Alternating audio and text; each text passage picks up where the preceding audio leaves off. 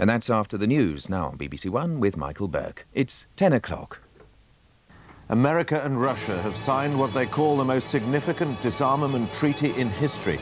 Presidents Bush and Yeltsin agree to destroy most of their strategic nuclear weapons. John Major says we won't go back into the exchange rate mechanism this year. And the baby found in a phone box has been reunited with her mother.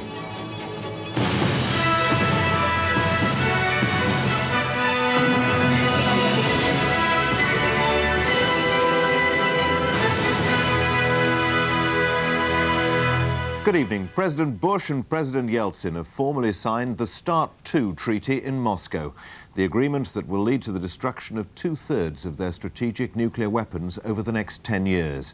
Boris Yeltsin called it an achievement for all mankind. It was a treaty of hope, said Mr. Yeltsin, the start of a new era, said Mr. Bush, as they toasted a treaty that will eliminate 17,000 nuclear warheads over the next 10 years. Mr. Bush waxed lyrical about its significance. We stand together today in this great city at the threshold of a new world of hope, a widening circle of freedom for us and for our children. Mr. Yeltsin paid tribute to Mr. Bush's role in ending the Cold War.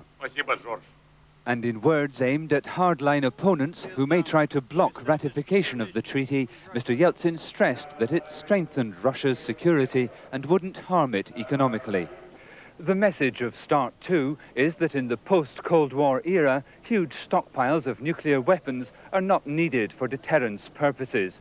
That puts pressure on the remaining nuclear powers, Britain, France and China, to join in the disarmament process. The signing of the treaty and the fireside diplomacy that preceded it will allow Mr. Bush to leave the presidency later this month on a high. And for Mr. Yeltsin, it provided a welcome distraction from the awesome problems he faces at home.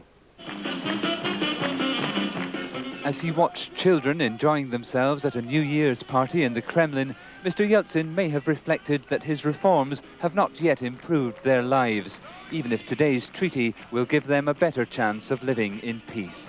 Angus Roxburgh, BBC News, Moscow.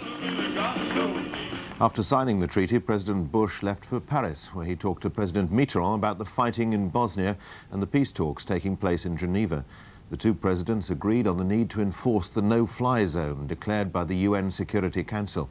But President Bush warned against action that would endanger UN troops on the ground.